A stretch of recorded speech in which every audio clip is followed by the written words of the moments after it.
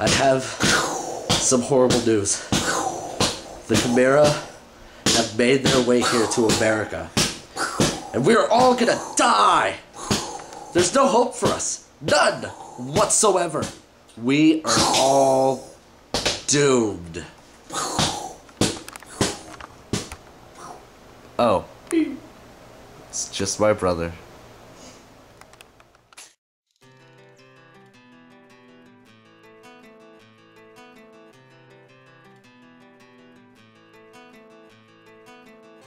Okay, now let's go ahead and get to the review of Resistance 2.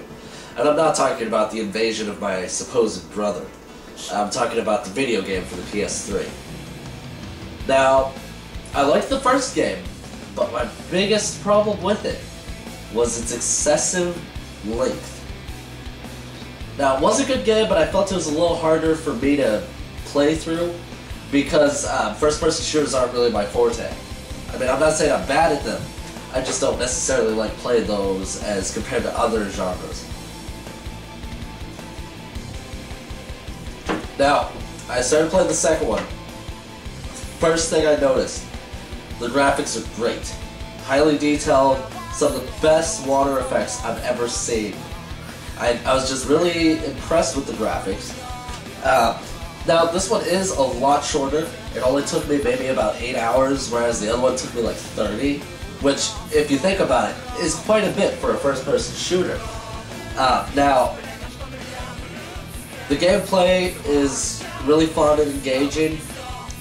It's more like other first-person shooters in the sense that you can only carry 2 weapons, and instead of the health bar system they had in the previous game where you had sections, and if you lost damage but didn't lose a section, that section would refill. Instead of that, they had the whole thing in first-person shooters where it gets red or bloody or whatever, and then as you hide and cover, it goes back to normal. That's how this game was set up. Now, that's not necessarily a bad thing. Now, with this game, we have really interesting weapons as far as first-person shooters go. We did lose a few more of the more interesting weapons. Like the thing that would shoot the little venom sacs that would stick to things and then you could explode them with the secondary fire. That one in the first one really didn't come very handy for me, so it's not really a big loss that you lose some of the weapons. You still have the bullseye, which was great. I liked the magnum that they had in it, it was pretty cool. The weapons, they were fun to use. You have some weapons from the previous game with maybe a few slight modifications or something of that sort. Now the story in this game was presented differently than the first game, because in the first game you had a very stylized thing where you had a narrator and it just had like video or images and such, and they had a tendency to be grainy or black or white. In this, the story presentation is a lot more straightforward. I did like the story in this game. Compared to the first one, it is relatively easier to beat considering its length.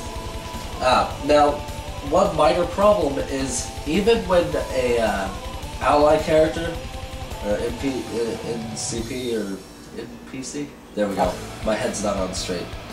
But even when they're 2 feet in front of you, they still sound like you're hearing them over the intercom. Or not the intercom, what is this, school? Over the radio. Which was not that big a deal. Anything like that. I liked that this game felt more like a war. It felt more like you were at war with the Chimera, which I liked. It was fun to play, the story was really interesting. I wish maybe there was a little more detail gone into the ending of the game. It seemed like it ended abruptly. Not that the level or anything was shortcoming, but after you beat the level, you have a tiny little cinematic and that's your ending. They could have expanded on that a little bit more in my opinion.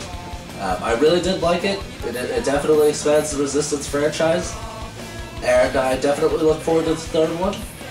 And there's my review of Resistance 2. I hope you enjoyed it.